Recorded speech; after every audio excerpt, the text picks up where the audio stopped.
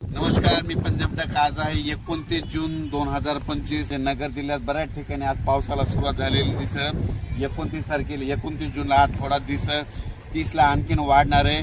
मात्र 1, 2, 3ला मग संपूर्ण भागामध्ये तुमच्या नगर जिल्हा, धाराशिव जिल्हा, बीड जिल्हा, लातूर जिल्हा या भागात पाऊस पडलेला दिसत. म्हणून या 4 जिल्ह्यातल्या या शेतकऱ्यांनी अंदाज दिला.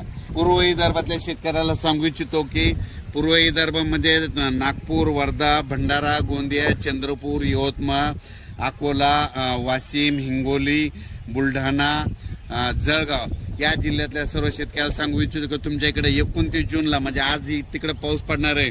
पण 1, 2, 3 जुलैला मात्र तुमच्या इकडे मुसळधार पाऊस पडणार आहे. विदर्भ, पूर्व विदर्भ 6 जिल्हे, पश्चिम विदर्भ 5, 11 जिल्ह्यामध्ये मुसळधार पाऊस पडणार आहे. कुठं अतिवृष्टी होणार आहे, कुठं भाग बदलत पाऊस पडणार आहे, कुठं रिमझिम पडणार आहे.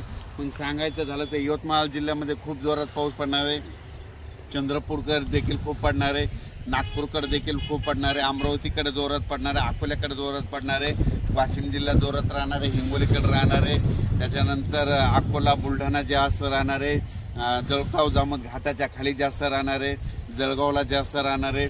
तिकडे पाऊस पडत असल्यामुळे त्याच्यामुळे जालन्याला देखील पाऊस पडणार आहे, संभाजीनगरला देखील पडणार आहे. म्हणजे सांगायचं झालं तर पूर्व आणि पश्चिम विदर्भ 11 जिल्ह्यामध्ये चांगला पाऊस पडणार आहे. म्हणून हे विदर्भ पश्चिम विदर्भातल्या शेतकऱ्यांनी हा अंदाज लक्षात घ्या.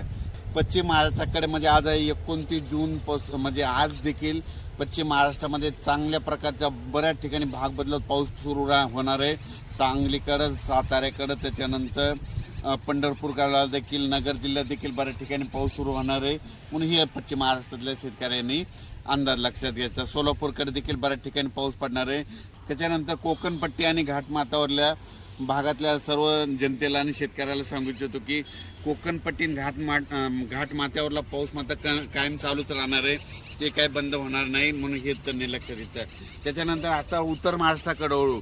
उत्तर महाराष्ट्राकडे सांगायचं झालं तर नाशिक जिल्ह्याकडे जोरदार पाऊस सुरू राहणार आहे, त्यांचा पाऊस काही बंद होणार नाही. म्हणून हा अंदाज त्यांनी लक्षात घ्यायचा. धुळे, नंदुरबार, जळगाव या 40गाव, पारोळा या ठिकाणी देखील ह्यामध्ये 29 आजपासून 29 जून पासून तर 3 जुलैपर्यंत जोराचा पाऊस राहणार आहे. म्हणून हे अंदाज लक्षात घ्यायचा.